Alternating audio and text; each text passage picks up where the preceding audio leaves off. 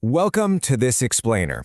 Today, we're doing a deep dive into Neville Goddard and the profound power of imagination in this advanced edition of our series. Let me start by asking you something. What if I told you that right now, in this very moment, you are not reacting to reality? You're actually projecting it. I know, it sounds a bit out there, right? But stick with me, because the most life-changing ideas usually do. Now, what's really interesting about this slide is that we aren't talking about this in some poetic way or even in a fluffy, positive thinking kind of way. We are talking about a mechanism so powerful that your inner imagination is literally scripting your everyday life experience.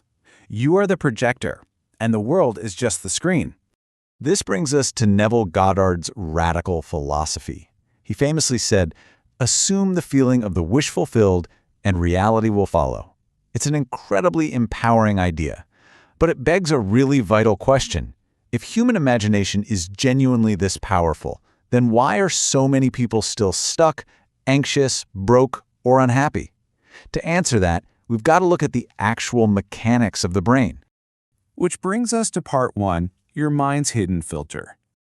Let's be brutally honest for a second. The truth is, most people do not lack potential. What they lack is control over their inner assumptions. Your brain is constantly running an autopilot loop. It's playing background scripts like, "I'm not good enough," "things never work out for me," or "life is just hard." And here is the truly scary part. Your brain doesn't question these thoughts. It blindly obeys them. Okay, let's dive into this from a hard neuroscience perspective. Your brain utilizes a neural network called the reticular activating system, or the RAS. Its entire job is to filter reality based on what you believe is important. So if your internal assumption is failure, your brain will literally filter out the opportunities around you and strictly highlight the problems. You see, there's a stark contrast here.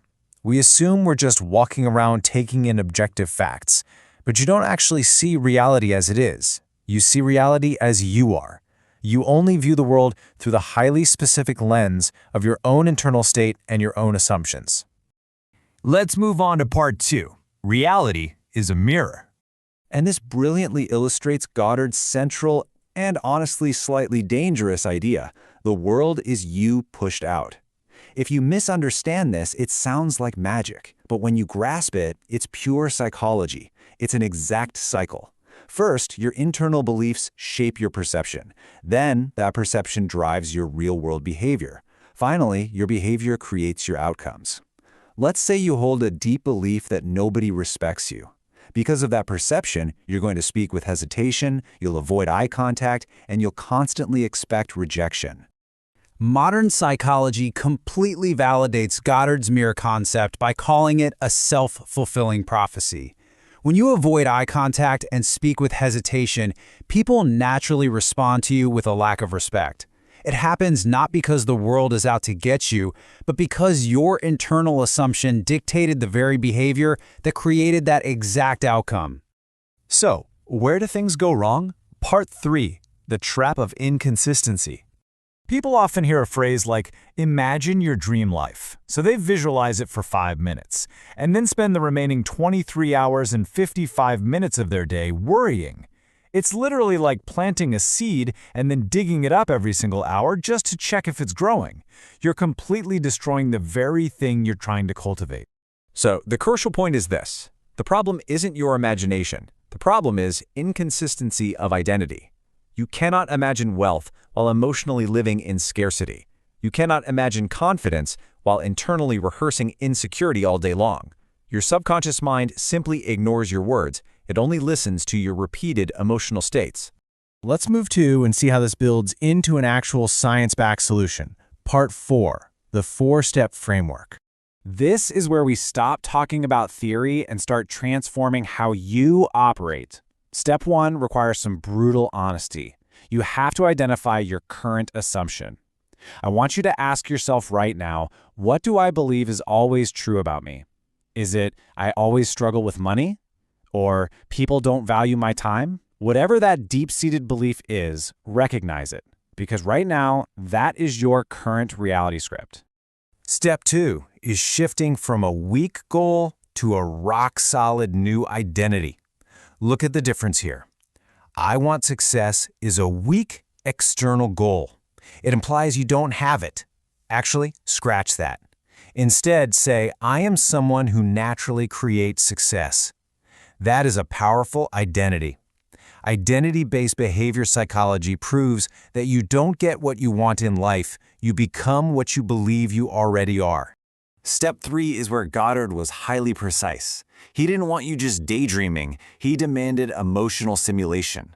You have to close your eyes and ask, what does success actually feel like? How do I walk? How do I speak?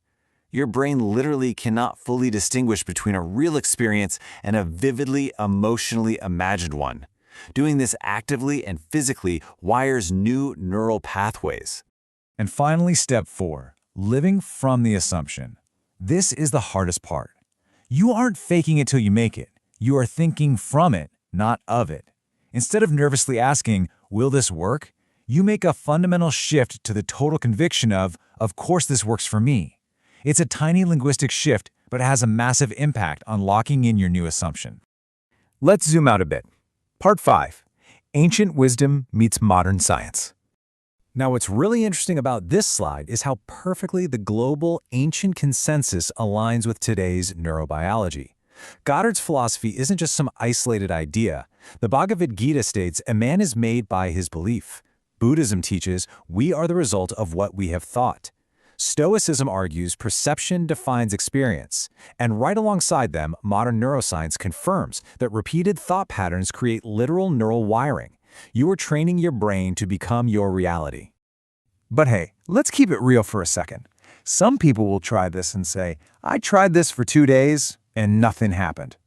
Think about that. You've been practicing negativity for 15 years, and you want a completely new reality in a weekend? That is exactly like going to the gym once and then checking for abs in the mirror 3 hours later. Relax. Consistency always beats intensity. Which leads us to our final section, Part 6, the real transformation. So the crucial point is this. This is the ultimate paradigm shift. Life does not give you what you want. Life gives you what you expect and what you emotionally accept as normal. If you want to change your life, you have to stop frantically chasing outside results and instead systematically change what feels emotionally natural to you on the inside. If this explainer shifted something in your mind today, don't just passively consume it. Apply it. Test this framework in your own life. Because knowledge without application is really just entertainment. Remember this, you are not here to react to life, you are here to create it. I want to leave you with one final provocative question to carry with you. Look at the reality you've been projecting. Look at the autopilot loop you've been running, and tell me, what new assumption are you choosing today?